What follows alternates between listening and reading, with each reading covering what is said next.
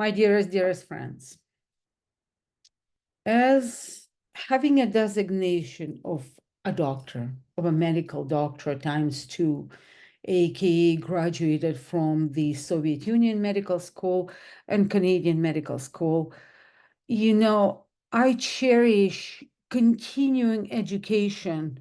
And what is my role as a physician?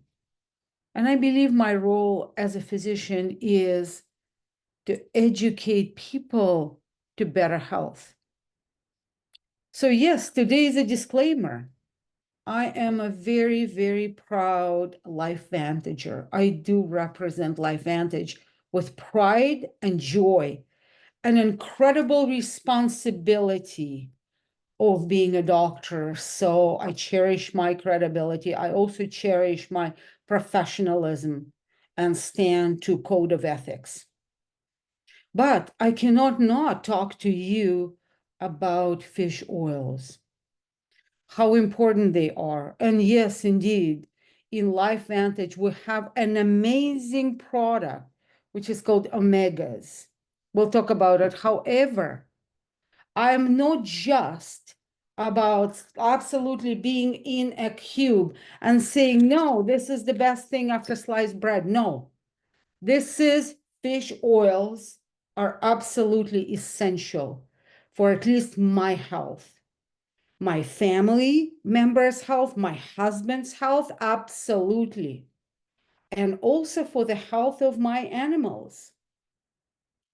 So, what is it so important about fish oils and remembering my childhood days when bless her heart and soul, my beautiful mother, my angel, was feeding us cod liver oil. And we were twisting our noses. However, actually, when you drip pure fish oil or cod liver oil, it doesn't smell. It doesn't stink. It's not fishy at all. And when you drip it on a beautiful slice of freshly baked rye bread, like it was in the Soviet Union, it was yum, yum, delicious. So, as I said, everything to me is about cellular health. And I need to find those fish oils. I'm not taking my LifeVantage Omegas or fish oils because it's my company. No, if it wouldn't have been not good for my understanding and my representation, I wouldn't have done it. And per se, LifeVantage Omegas are not the only fish oils I take because I like to find the best in the panel and take a variety. And I am very open and very transparent. I also take fish oils from Dr. Jeff Bland, who is the godfather of functional medicine.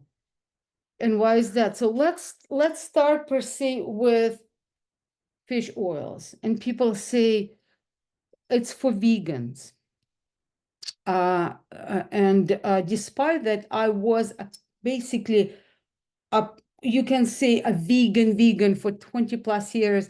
I always have been taking fish oils. Why?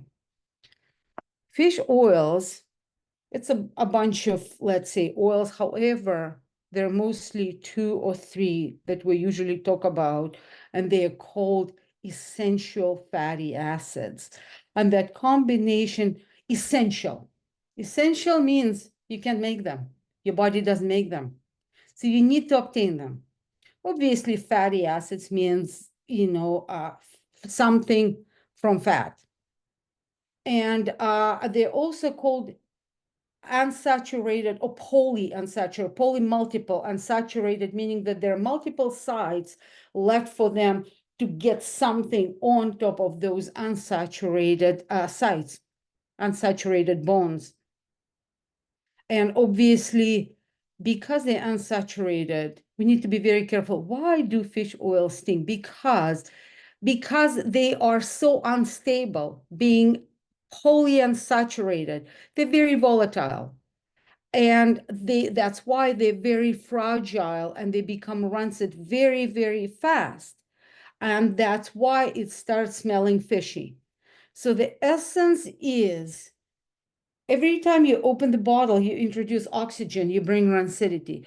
So the best fish oils are usually in capsules. They're preserved.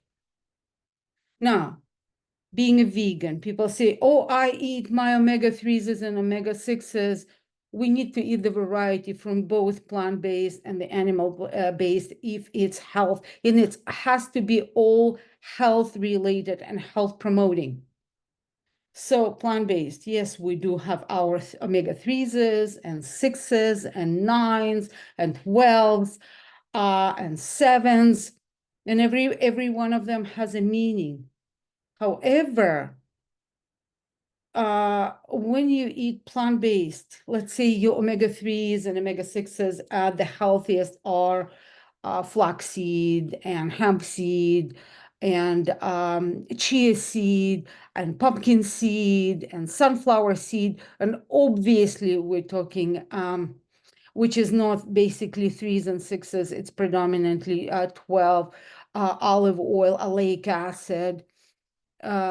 So those plant-based omega-3s and 6s, they do not convert in something that is called EPA and DHA, and that is fish oils.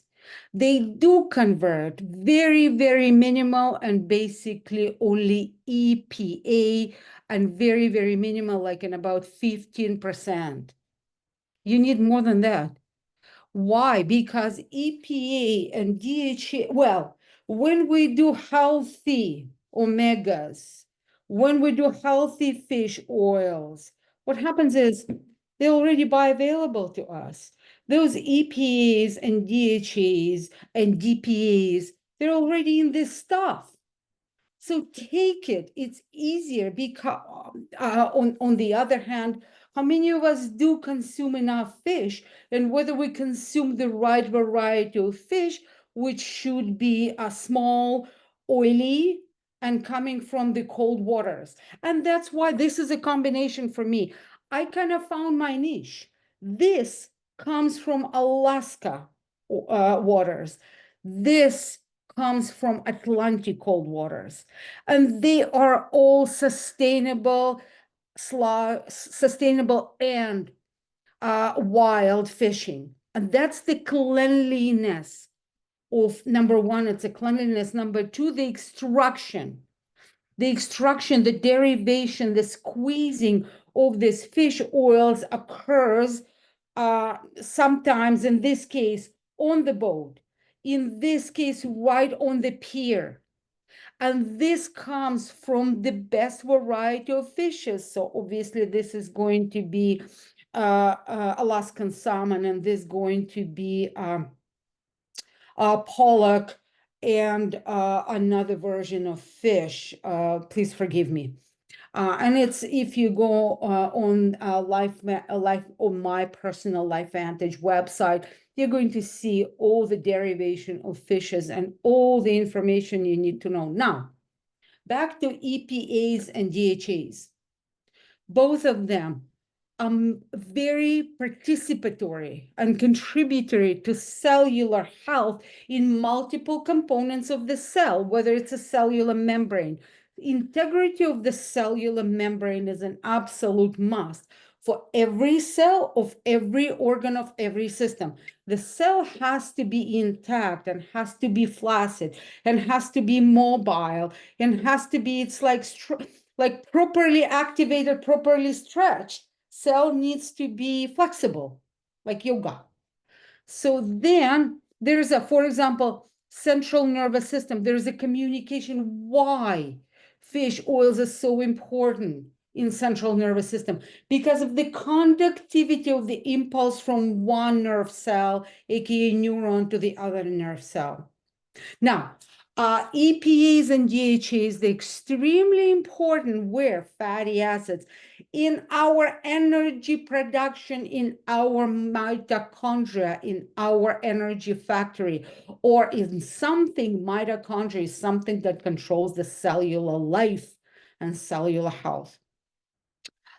Fish oils are very important in another components of the cellular metabolism. I won't get into this. So that's a cellular metabolism, period. Now,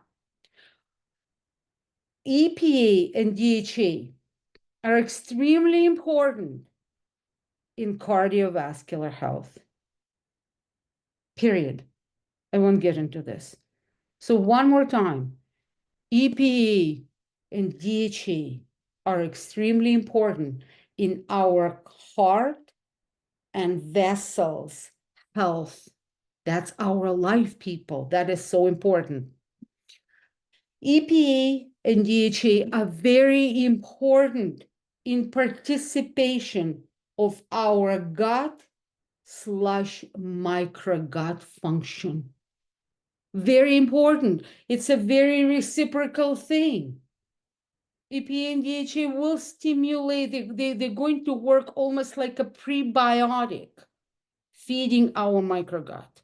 And microgut is going to help in making some of it from this, some of them from supplied sources in a very minimal, obviously, as I said, 15%.